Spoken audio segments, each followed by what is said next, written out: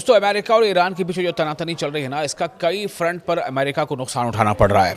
और अब खबर ये आ रही है कि डोनाल्ड ट्रंप के जो फैसले हैं या जिस तरह से वो तमाम चीज़ों को देख रहे हैं, एक तरफ बातचीत की बातें, एक तरफ बातचीत की कवायद, दूसरी तरफ लगातार मिलिट्री घेरा तंग करना, तो अब इन सब चीज़ों से कई देश ऐसे हैं जो उनके साथी देश थे, वो भी उनसे उनका मोह भंग हो रहा है। जी हाँ, खाड़ी देशों में खासतौर से अब अमेरिका के खिलाफ एक तरह से अब जो जज्बात वो उभर कर सामने आ रहे हैं। सऊदी अरब ने सुनाया हॉर्मुज़ संकट के बीच यूएई भी अब झटका दे सकता है। जी हाँ, यूएई, यूनाइटेड अरब अमीरात्स, खासतौर से यूएई के बारे में कहा जाता था कि यूएई तो काफ़ी बड़ा हलीफ है, न सिर्फ ये कि अमेरिका का बल्कि यहाँ तक कि इसराइल का भी।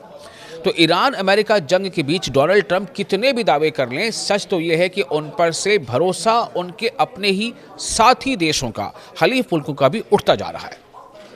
आप देख रहे हैं सोशल मीडिया का न्यूज़ 18 का सोशल मीडिया प्लेटफॉर्म। मैं हूं आपका मेज़बान विशाल।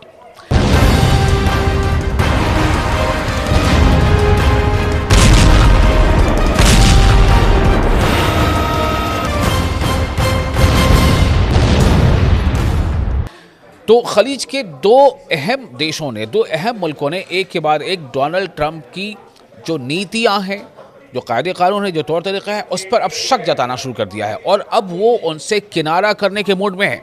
ये एक बहुत बड़ा झटका है स्ट्रैटेजिकली अमेरिका के लिए और ये बहुत बड़ी जीत से ताबीर की जा सकती है स्ट्रैटेजिकली ईरान के लिए, क्योंकि ईरान यही चाहता था कि जो खलीज के ममालिक में जहाँ कहीं भी अमेरिका के बेसिस हैं पूरे मिडिल ईस्ट में, वहाँ से अमेरिका रफा दफा हो जाए।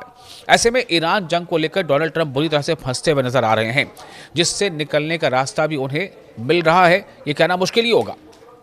अमेरिका जब ईरान जंग में घुसा था तो उसने पहले तो इस जंग के खिंचने का अनुमान नहीं किया था, उसे अंदाज़ा नहीं था कि जंग इतनी लंबी खिंच जाएगी। शुरुआती दौर में उसे खलीज के तमाम मुल्कों का साथ भी मिला, शुरुआती दौर में, बिल्कुल शुरुआती दौर में।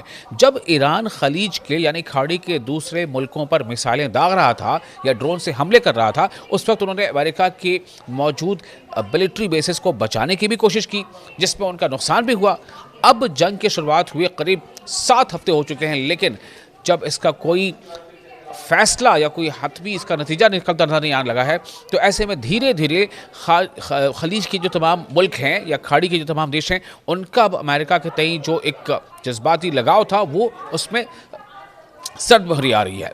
डोनाल्ड ट्रंप की जो नीतियां हैं, उनकी जो कवानीन हैं, उससे इन्हें अब बड़ा नुकसान खुद अमेरिका को होने जा रहा है। फिलहाल हालात यह है कि अमेरिकी सदर को रोज़ाना कोई ना कोई झटका लग रहा है।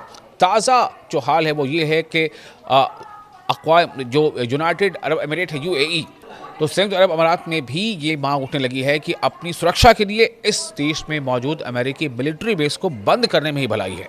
यानी यूएई में जहाँ कहीं भी अमेरिका की बेसेस हैं, अमेरिकी मिलिट्री बेसेस हैं, उन्हें बंद किया जाए, वहाँ से अमेरिकियों को भगाया जाए।